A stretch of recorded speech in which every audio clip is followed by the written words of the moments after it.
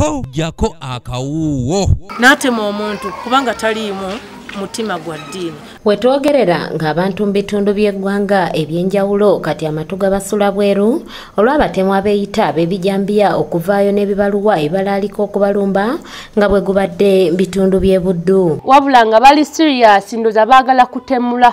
Babatuuze b'e Nabweru mu Kibwa Zone mu division y'e Nansana mu district y'e Wakiso nga bano be bamu ku abo abazze balabikira mu Butambi ku mikutu egy'enjawulo n'okutuusa kati bakyalojja obunkenke bwe baayita mu kiro abasajja baali babagalidde amajambiya kye babalumbiramu. Kamera yakutte bulungi nnyo abasajja bana nga bali malirivu nga oba baagala musaayi oba baagala ki tetuyinza kumanya. Mukuba ne bawo fene mpulira nga aleekaana twagenza okuvaayo okulanga bonna balina amajambiya gamu galiflectinga. Tuli bennyamivu nti mu kitundu kyaffe ate embeera gye tubadde tuwulira obuwulizi mu Masaka era bikanga etuuseemu. Ssentebe wa Kazo Central Zone nga kino balinaanaganye ne Nabweru nga bano balabye ne ku baluwa ebibalaalika. Nathan Boogere nga yeegattiddwako abakuumaddembe wano we basinzidde ne batuuza olukiiko olugendereddwamu okulaba nga bongera okunyweza ebyokwerinda mu mbeera eno. Ono byawaganya ku essimu olina ky'okutaasa munne abatuuze ne bamaliriza owookusatu naye ali bubi.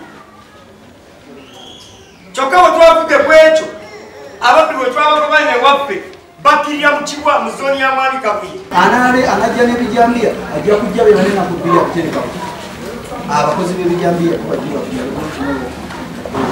Ssentebe Boogere asabye bannannyini mayumba okwanjula abapangisa abapya ku mizigo kibayambeko okumanya abantu abatuufu abali mu kitundu kyabwe. Ovolaba tuyise olukiiko olw'embagirawo omuntu atalina bbaluwa gy'avudde atalina kaadi ya kyalo atalina kandi ojo kuba n'abapangisa nga tobanjudde tugera kukwata bukwasi poliisi yegenda okuba okulamula. Osisaidi okuva ku poliisi y'Erugoba Francis Bongamini alabudde abazadde okwesuulirayo gwa Nagamba eri enneeyisa y'abaana baabwe n'awera nti tajja kuzibira muntu yenna ku liiso anaakwatibwa mu biseera by'ebikwekweto mu budde obw'ekiro. Abavubuka kawa zino bagenda n'abawala bato kati mugenda kuvaayo wano ono agambe kafiyu akwata gwe kafiyu takwata muwala wo tambula sawa zino genda mukubo bali mu kidaala ya chapati bakolayo ki omuwala muto myaka 15 akola ki mukubo sawa zino. Bano era beemulugunyiza ku kkooti obutabayamba kimala mu kulwanyisa obumenyi bw'amateeka nga bayita ku kuwa abaziba emisango ebibonereza ebinafu. Tuleme okulagajjalira obulamu bwaffe tugambe nti poliisi oba amagye bagenda kutukola ki kutuyamba ennyo mu kutukuuma.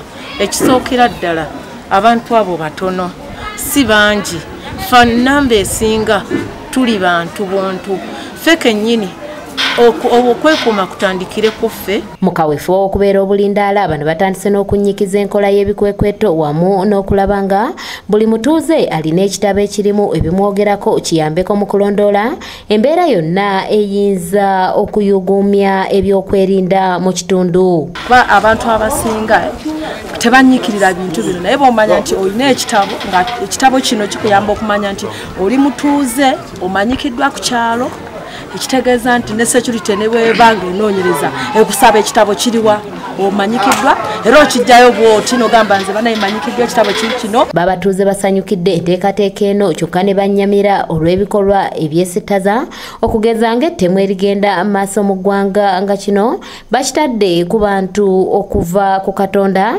ko n'ebitongole ebyokwerinda okwesuulirayo gwa Nagamba. Ndi munyiivu saakumanya Museveni kati sawa zino olw'ensonga ndi abantu abatta. Ebitongole byonna ebyokwekuuma bijje bikole omulimu gwabyo kuba tetwagala ebibadde Masaka oba wa ate bibeere nga bituuka mu kitundu kyaffe. Abaana okutambula ekiro balekerawo okutambula ekiro ate era n'abazadde mbakubiriza nti babeere nga bakuza abaana mu mpisa ey'eddiini. Doreen Namubiru yakusakidde eggulire lino ku lwa ABS Television. Bano abatalina mabaluwa abatalina kaadi abatalina bitabo kye kiseera